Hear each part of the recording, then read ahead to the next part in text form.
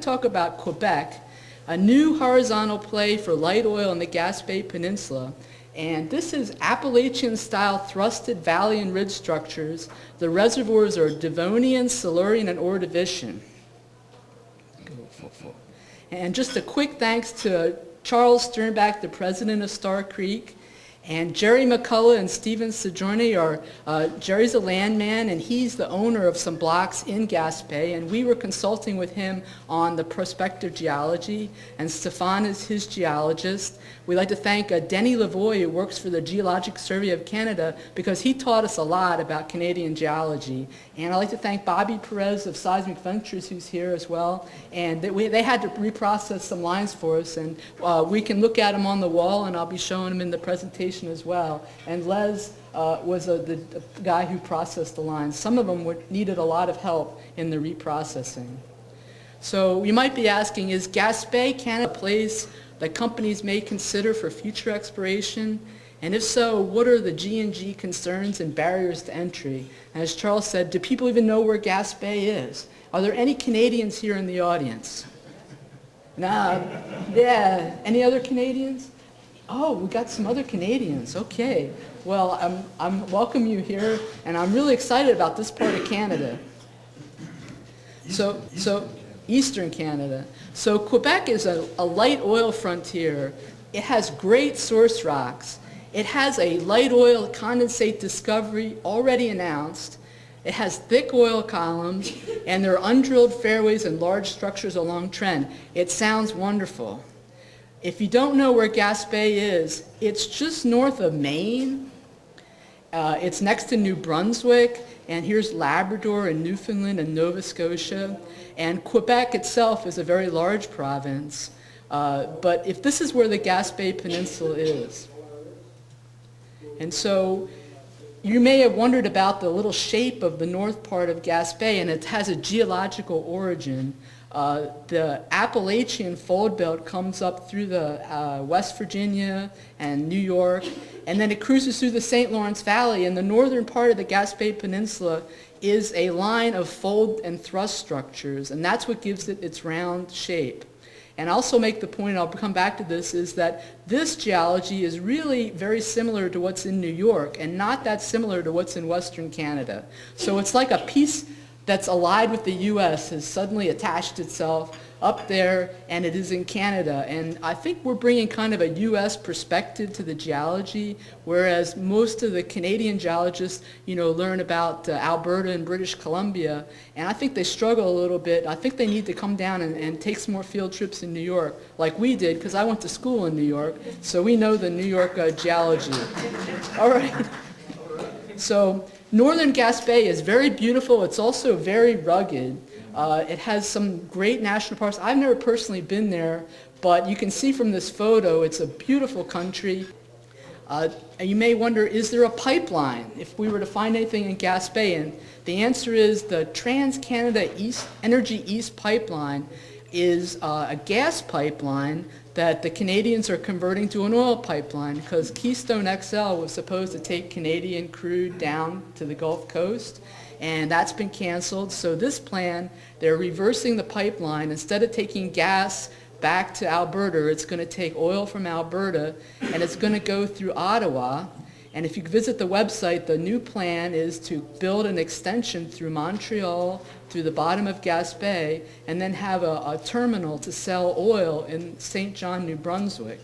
So this is not that far from pipeline activities, even though you're going to find out there are not many wells drilled in Gaspe. So a lot has changed in Quebec just in the last year. Quebec has a new government in Quebec from 2014, and they now favor oil and gas drilling, and they want to encourage it. And they're open to horizontal drilling and stimulation of wells, not fracking, but you can drill a well right now anywhere in Quebec that you have a license permit. And of course, there's a new Prime Minister, Justin Trudeau, and he's from Quebec and his wife's from Quebec. So a lot has changed. Now, we work with Munda Regina, which is a Quebec-based company, and they have told us that during the second quarter of 2016, the Quebec governor is going to finalize a new hydrocarbon rules. They've been working on this for 8 years. The previous government was stalling a lot of things out in the oil and gas sector. The new hydrocarbon rules are going to encourage leasing, drilling, and seismic investment. So, and the other reason that Quebec is good is you may think, well, maybe it's stranded, but actually these are the 3 hydrocarbon prospects, and we're going to talk about Galt in some detail, but these are other smaller fields called Haldimand, Tar Point, and Bork, and right now they produce oil in Galt and they truck it down to these deepwater ports, Port Daniel and Port Bonaventure, which can take large tankers. In addition, there are big storage facilities down there. So this is an underdeveloped area, but it's not in any way stranded from producing and selling oil. And the little fish means this is what they primarily do as an industry in the south part of Quebec is fish. And also people tell me this looks like a fish, and this is its little mouth. So I always look at this mouth, and I always look at this and I see a fish with his little mouth right there. Now, here's some information on upcoming lease opportunities. All these are each one of these blocks is about 50,000 acres. And prior to 2008, you could get a lease by just going to the government and paying a small fee, and had a small work program, which they've all completed. And so Petralia, a Canadian company, Junex, and Munda, that's the company we've been working with, Mars Corp, they went in and they leased up a lot in Gaspe Peninsula for very little money.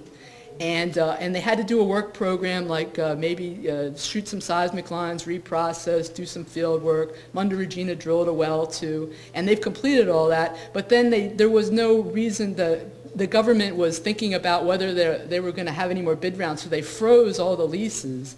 And so they weren't making any money really, they're just getting rentals. So what the new Quebec government wants to do is they want to subdivide some of these leases and vastly increase the amount of money that it takes to hold a lease, so that it may be every lease is $350,000 over 5 years. And when they put this in place, the prediction is about 70% of this acreage is going to drop, because they can't afford to pay all that. So these companies, Petralia and Munda Regina and Junex, will have to just high grade and keep just a small amount of their leases. And this could happen in 2016. So this map could change a lot. There may be an announcement of an upcoming Canadian bid round. And I'm told that the rules are going to be just like Western Canada. So they're not going to do just nominate a block and own a block. They're going to have bid rounds, they're going to have more leaseholds, and they're going to try to stimulate more companies to come into Eastern Canada. So people think that this is a gas play, but it's really not. This is from the Canadian company called Junex, and they found light oil in 2014, and we'll take a look at their maps. But the reason of having the man out there pouring the orange-colored condensate is to show people that there's a really big condensate play all over the Gaspe Peninsula. It's not a gas play, and the reason why people got that idea was in Quebec there's a field called Flavian that is a gas field, and they say the Appalachians are gas-prone, and so they came to the conclusion that there's no reason to go into Quebec because it's a gas play, and it's really not. There's a lot of oil reserves, and there's a lot of oil shows. So they already have proven commercial oil, and the source rocks are in the oil window. So the key to Gaspe is horizontal drilling. So it's important not to drill just a vertical well, because this has resulted in some very low rate wells, but it's important to do a horizontal well and intersect the natural fractures in the limestone. I'll talk about Junex's oil discovery as a real game changer. They're a Canadian junior oil company. They own this field 100%. They have 71 million barrels on the books as producible, and that's like Netherlands Sewell analysis, and maybe 500 million barrels in place. And they were able to recover and prove this using horizontal drilling, and so they were not having to have contractors raise their rig rates. They have their own rigs. So what we waited for last year was the final announcement on what their rate was going to be off their Galt number 4 horizontal well. And it was 161 barrels a day officially, and we're told it would produce 300 barrels or more a day on just one well if they were able to open it up, and they weren't able to do that on the test. So since then, they're continuing to drill. They have a DST of oil in the Galt 5, which is an 8,200-foot directional test, and they've done a large 3D, which they've finished. What the Galt Field looks like, and this is from their literature, it's a small round structure, and originally the wells were drilled on the east side. The well that was horizontal is drilled on the west side, and we have one straight hole that's released. We don't have Galt 4 to look at, but we know what Galt 1 looks like, and sort of depicted here. And this is a flower structure on a strike-slip fault. But the good thing about it is that all the blue and all the purple here is all an oil column. So you're drilling a horizontal well, but you're not trying to, in the Bakken, to find a 20-foot interval. We've talked to the people at Junex, and even though we were consulting for Mundy Regina, they were really friendly. This is Peter Dorns, the CEO.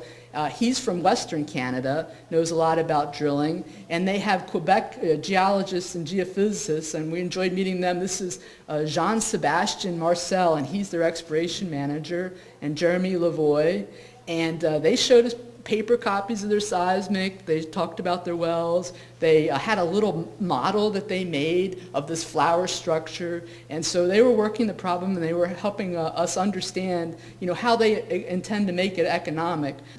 So I want to talk a little bit about the geologic setting, the drilling history, and then compare this with the U.S. and Canada. So again, Gaspe is the continuation of U.S. Paleozoic trends, and I know a lot about New York stratigraphy, and I feel that that's the closest analog to what's in Gaspe. I mean, it's not identical, but it's very similar. This is all crystalline rock, so the rest of Quebec doesn't have sediments here. So really, in a kind of diagonal way, New York and Gaspe sort of line up. And Charles worked on the Great American Carbonate Bank book, so he knows about the Cambrian Ordovician and the Devonian. All along trend here on the west side of the Appalachian fold belt is some of the most productive trends in the United States out of the Paleozoic. Here's the Quebec St. Flavian gas field, and all these fields are along trend. So wouldn't it make sense that the Ordovician would be prospective up here in Galt, and the Devonian, because it's just part of a trend that goes all the way across the continent.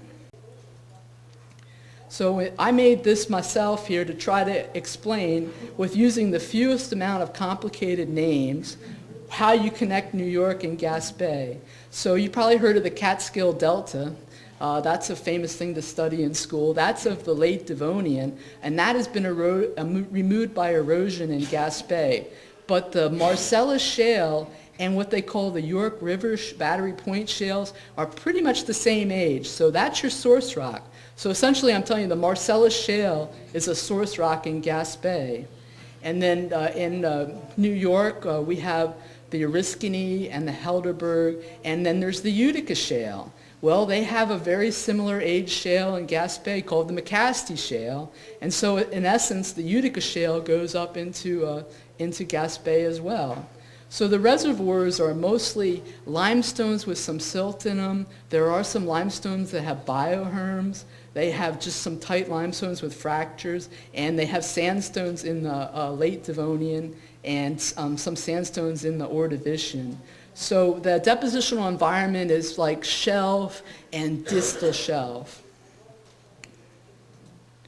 Gaspe drilling history. There are only 200 wells they have records of in Gaspe. So here's a place that's like the size of part of New York or part of Maine, and they have only 200 wells, and most of them are clustered together in a small area, very few wildcats. And so if you look at the drilling history, they were finding oil in Gaspe about the time of Titusville in Pennsylvania. And just like Titusville, it took a long time to make that economic. So it wasn't uncommon, even through about the 1900s, to have shallow wells that were being filled. They could fill buckets of oil with them, but nothing that was really commercial. And one of the reasons is they were drilling a lot of straight holes, and they weren't really evaluating them correctly. So just a low amount of drilling to about 1990, and then the government decided to stimulate exploration. So what they did, they offered a rebate. For every dollar a Canadian company spent, you could get a third of that back in a rebate from the government. So that stimulated a whole lot of wells between 1990 and 2000, but again, mostly straight holes. And now today, they're continuing with more wells, even more than the 19 wells.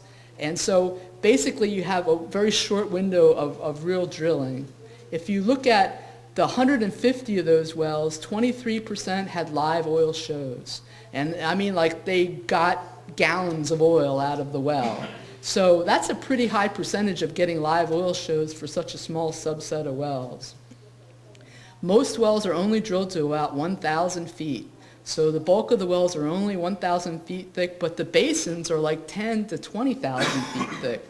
So the shallow wells were only getting to the top of the surface of the potential. A few of the, the second tier of wells goes to about maybe 4,000 feet. And there are only 6 wells that drill between 8,000 and 10,000 feet in the entire peninsula. So a lot of the maps I'm going to show you really have no well control to tie onto the seismic. They're just really, the whole area is undrilled. So you can tell by the geological map of Gaspe that it's kind of complicated. And I put a polygon around the Devonian fold belt here. And so just like in the Appalachians, it's been thrust faulted into synclines and anticlines. But in addition, it's also been torn by strike slip faults. And remember that flower structure in Galt Field is over here? Most of the wells are drilled over here on the east side. And there's just one well here and one well there. And there's really, this whole area we think is very prospective and is really not even tested. And these anticlines are 25 miles long. So, if you planimeter this anticlinal structure, you got 25 miles of anticline without any real wells, no deep wells, and sometimes no wells at all. Our analysis is there's 2 source rocks charging the section. You have the Marcellus equivalent, which is seeping at the surface, and it's charging downward when it's juxtaposed against faults. And you have the Utica shale that's charging upwards. So you have this whole lower Devonian, Silurian section. It's getting access to a whole lot of rich source rock. The Devonian source rock has between 3 and 25% TOC, and it's currently in the oil window. So let me clear here. So they analyzed the oil at Galt Field, or the condensate, and what they found was kind of surprising. They were expecting to see Devonian fingerprinting, but they got Ordovician fingering mixed with the Devonian. So a lot of the wells are, we had trouble finding a well that penetrated the Utica equivalent, but it seems to be there because its fingerprints are all over this oil. So the reservoir rocks in Gaspe are middle to lower Devonian. They really are kind of low porosity, like much of the Paleozoic is, 2 to 6% porosity. So the host rock is not particularly porous, but it's cut with hydrothermal dolomite in the fractures. And hydrothermal dolomite are big minerals, and they have a lot of porosity in hydrothermal dolomite. There's a number of hydrothermal dolomite fields in Ohio, and they can have up to 20% porosity in between the dolomite rhombs, and the fractures seem to accentuate this. And then there are evidence of some reefs and bioherms in Gaspe, but they're more localized features. So Mundi Regina did field work around their blocks, and this is the formation and outcrop that produces in Galt Field. They call it the Fortin group, and it's lower Devonian. And you can tell it's outer shelf mixed carbonate and clastic deposit with some conglomerates. So it's kind of deep water, but it's not super deep water. And they brought back lots of samples to analyze. Junex got a piece of the hydrothermal dolomite on this core, so the matrix porosity is not that high, but when they intersect a fracture with dolomite in it, they get a lot out of that small area. So what they want to do now is they want to drill horizontal, going through the most fractures and trying to intersect that hydrothermal dolomite, because that seems to be where they're getting high rates of oil out of it. And this guy, Denis Lavoie, was really helpful. We had tons of questions about Canada, and he is a Canadian geologist who works for the Geologic Survey of Canada. He wrote this paper in the AEPG about the dolomite, which is a good paper, but he has the answer to all the questions on what papers to read and, you know, where, if you want to visit the outcrops, where to go, and he's a wonderful field geologist. So Munda Regina looked at a lot of thin sections and prepared their reports, and this is what calcite cement and dolomite cement would look in the host rock of the reservoir. But in addition, you know, they also collected rocks that were seeping oil. So the oil was actually seeping out of the samples they brought back from the outcrop. And I'll just briefly discuss a well that Munda Regina drilled called the Mount Alexander 1. This was basically a strat test in the middle of the peninsula that told us a lot. What the primary findings were, it has a good seal above the middle Devonian, which that means that there's a good seal in the subsurface from Galt to the center of the peninsula. And it also, they were able to log a lot of fractures, but unfortunately this was not in a trap, so everything was wet. But there was a lot of scientific work was done with the logs. There's a full suite of modern logs, and they have a fracture log, and they were able to study the samples in depth. And Charles used his software to correlate the Mount Alexander well with the Galt 1, which is in the productive formation. And each one of these little ticks is where they had enough porosity in the fractures to maybe perforate it. So this is the pay section in the Galt well. Even though the porosity is low, they're getting most of it being contributed through the fractures. And there were fractures in the Mount Alexander well, but they just didn't have hydrocarbons in them. But again, look at the thickness. This is 650 meters of lower Devonian, and I think they had about 700 meters here. So you have like 2,000 feet of potential rock here that could be hydrocarbon saturated. So now I'm going to come on to the structural geology and the seismic lines. Talk a little bit about the tectonics. I really like this Chris Scotte's paleo reconstructions. He's got an Apple app that you can get where you can play the movie back and forth and crush the continents, and I find that really interesting. But all of the Appalachians underwent the tectonic orogeny, where a plate went down under going west, and these mountains were completely eroded in the Silurian, and the orogeny that deformed the Appalachians was the Acadian orogeny, and that started in the early Devonian. The strongest impact was at the end of the Devonian, and that went all the way up into Iceland and Greenland as well. So you have your source direction is going to be going west, present-day west in here. So, and the mountains are to be to the east of that in the Taconic. So you have all the deposition of the early, middle, and late Devonian, and they're solidified, and then suddenly they're hit by this downgoing plate, and they're crushed into fold-bend folds at the end of the Devonian. And then there's another event at the beginning of the Carboniferous called the Alleghenian, so you have continuous deformation. And the geometry you'll see in the seismic lines is a fault-bend fold, and that's where the fault breaks through and gets thrusted over top of the beds underneath it. And so it kind of makes in parallel looking anticlines. And in addition, after the anticlines were made in the thrusting, then a plate hit at the end of the Devonian and created all these strike-slip faults. And some are right lateral and some are left lateral, and it's very, very complicated up here. So this has undergone quite a bit of deformation, but that's good because that creates lots of fractures. And the Bouguer Gravity Map, which was acquired by the Geological Surveys of Canada, shows there's up to 20,000 feet of Paleozoic where they have this green color is deep. So you have talk about drilling 1,000-foot wells. They have 20,000 feet of section in the middle of the peninsula. So there's quite a lot to be tested. So I like these cross sections. These were done by the Geological Society of Canada. And what they show is using the surface geology, there's the Cambrian Ordovician metamorphic zone that's up here.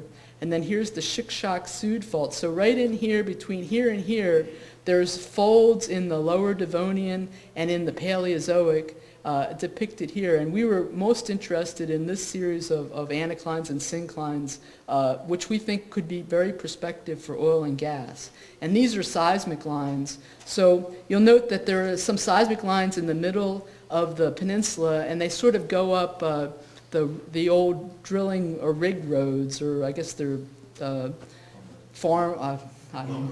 lumber roads. Thank you. Lumber roads.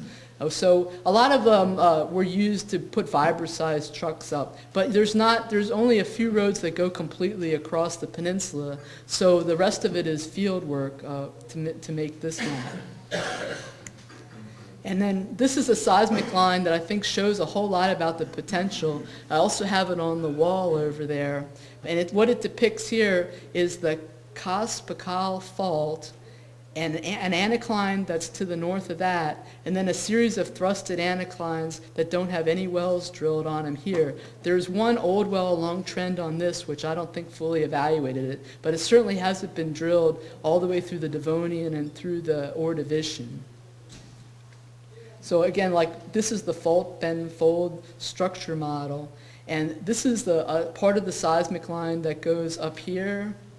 And so it goes through a syncline right here, and it comes up into the top of this anticline, which I think is very, very prospective, because you could drill the middle Devonian, the lower Devonian, the Silurian, and I think the thrust fault is like lifting off in the Cambrian rocks. So this is probably basement, or it's part of the metamorphosed tectonic Cambrian down here.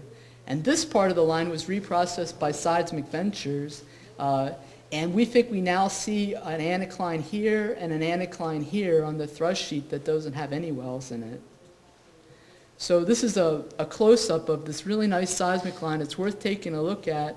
It also shows that, you know, there's lots of little interbedded faults in here, and there could be, even in the syncline, there could be structures here that haven't even been shot out as to what they might trap. So maybe even in the syncline itself, there's some potential for stratigraphic traps, or for maybe even direct hydrocarbon, traps. And this is this line came out so well that in 2002, Canadian geologists included an interpretation of it in a book called Thrust and Foreland Basins, and they interpreted this as a back thrust. Oops, I had to go back to the previous one. But their interpretation is well thought out and probably restored. So they also recognized that this anticline was a very significant feature. So what I did was we took the Mount Alexander well and some of the other wells, and we made a strat column. So it's not a real well, it's kind of a fake well, where I put the lithologies that we knew we would had from the Galt well and the Mount Alexander well, and added in some outcrop reports and came up with a potential section here. And so what this syncline penetrates is the Marcellus equivalent up here, Lower Devonian, Silurian, and then what's never really been drilled here in Gaspe is the Ordovician, the Utica, and the Cambrian. And I guess if you're a geophysicist and you know a little bit about reflectivity, I mean, this looks shaly to me. And the minute I saw it, I said, I think that's got to be the Ordovician and the Utica shale down there. And I want to show you in the next one, if you flatten on the Silurian, it's an old basin here, so it's super thick right around the structure. So I think that's looking good. And if you flatten on the decollement itself, you can see, how the thrusts have, either they're doubling it up in the thrust, but I think most likely this was an old basin with an extra thick section. That would correspond, this reprocessed line we're going to show you now is what Munda Regina is very interested in, and so that's this part of the cartoon seismic line. And there were surface oil shows when they were acquiring the data. So the way they acquire data up here in Canada is vibrisized trucks. And between 2001 and 2008, wherever there were lumber roads, they waited till the winter and then they used vibrisized trucks, and they got hundreds of miles of 2D data. But the big problem is just getting enough energy in the ground. So a lot of these things have been reprocessed multiple times, and we're thankful to Seismic Ventures for taking another crack at it, but they're very high noise problems. So it's complex structures, steeply dipping, and vibrosize may not be either applied correctly, or it's just not getting enough returns back to make a good seismic line. But while they were doing it and doing the field work, they did encounter natural seeps on the ground near that anticline. So this is what the line looked like before it was reprocessed. And here's the Caras-Pacal anticline with the back thrust. And this was Munda Regina's acreage, and we just couldn't make anything out of this. You could draw a lot of things in there. So we asked Seismic Ventures to help us. And after reprocessing, I think we have 2 structures that have come out, maybe 2 possible locations, a high here and then a thrust structure right here. And the best thing is that those Marcellus shales would be under the surface here, perhaps sourcing the lower Devonian and middle Devonian, and then you could proceed and drill the Silurian and maybe test deeper. So we think that this is a whole new prospect lead that was improved by reprocessing. So this would be about, if you just circled that area where the structure came out on reprocessing, that'd be about 16,000 acres, and this was where the high was on the nice quality seismic line. And so Petralia currently owns that acreage, and Munda Regina owns the other 2 highs. So like I said, if Petralia high grades their acreage, maybe they won't keep all this, I don't know, but certainly everybody can notice the prospectivity of that high. And what we would think might work is, instead of drilling straight holes, and this is a diagram from Laredo Petroleum for the Permian Basin, they would have single pads up here, and then you could drill horizontally from a single pad and go through different formations. So that would minimize the land impact, and then facilitates water recycling. So they could use some of the technologies being used for horizontal drills here in the U.S., and also probably in places in Canada, to effectively develop the Gaspe. And in this area, I just want to point out that if this whole anticline from the surface map is 30 miles long, so right here, this feature here seems to be on trend with a 30-mile high, and that would be 67,000 acres. We did some other mapping for Munda Regina. This is in the eastern block, and they have an undrilled high for the Ordovician and deeper here, and this is a strike slip fault. And what I liked is I made this map using their seismic lines, and then they did an AeroMag, and it just exactly fit, right on top of it. You could flick back and forth. So AeroMag can be very helpful for delineating faults, and you can see some of the right lateral strike slip here on the AeroMag. And so the 2 together would be very helpful for prospect delineation. And then here's a deeper structure map on the other Munda Regina block. So my technical suggestions for the area is they've done a lot of field work, and they may have exhausted that. So actually Stéphane Séjourné, the geologist working with Munda Regina, suggested that they use mining rigs to drill a bunch of shallow core holes, because any rock data would tell you a lot. You're in the middle of the forest, there's not any more outcrops, so shallow core holes would be a great way to learn a lot about the shallow stratigraphy and help you put together the whole picture. I think they should shoot more prospect-focused 2D seismic lines. They might consider using dynamite, which has a little more energy in the ground, or maybe a reconfigured vibrosize program. And they need to integrate gravity and magnetics on the prospect scale, because right now it's been done on the Gaspe Peninsula. And that would maybe lead to some more regional subsurface maps. So our conclusions here is it's a light oil play, it's not a gas play. The source rocks are well known to us in the U.S. They're the Marcellus and the Utica. The old straight holes are really poorly evaluated the light oil play. They probably bypassed a lot of pay in those old wells. And now in 2014 and 15, horizontal drilling, which is the example at Galt Field, has been transformative. They now have an economic light oil field in Gaspe due to horizontal drilling. But along trend, there's a lot of undrilled structures, and what we've been told is a lot of acreage may be coming available in 2016. So all I can say is stay tuned. Right.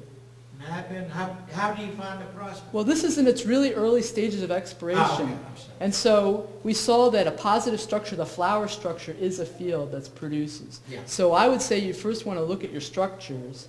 And of course, some of them, you want to get that middle Devonian. So what I would do is look at the anticlines and synclines, and where can you get a trap that has the middle Devonian, these fractured limestones and shales, buried to some depth on a structure.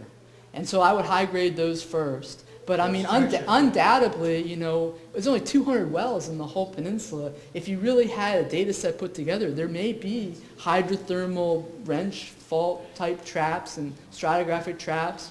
You know, but right now I would think they would go after drilling some of these anticlines first. Thanks. So what's the idea of sealing there? What's sealing right now? What's sealing it?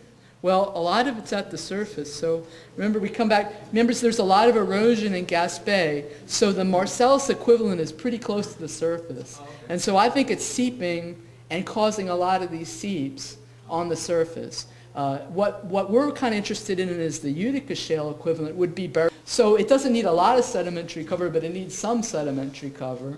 And so what would be the most prospective anticline would be something that would have some of the early Devonian near the surface and then keep going down through the Silurian, trying to intersect a lot of fractures and take advantage of the Utica, hypothetically, Utica coming up and sourcing that.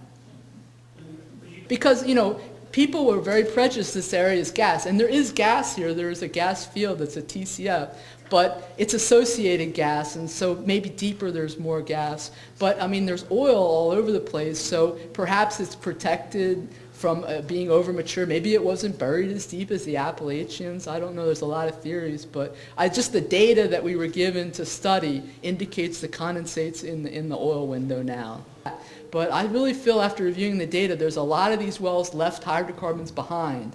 You know, and Paul asked the question, and he knows a lot about, you know, in the unconventional plays or transconventional plays, they left a lot of hydrocarbons behind because they didn't know how to extract it. So this is what's happening in Gaspe.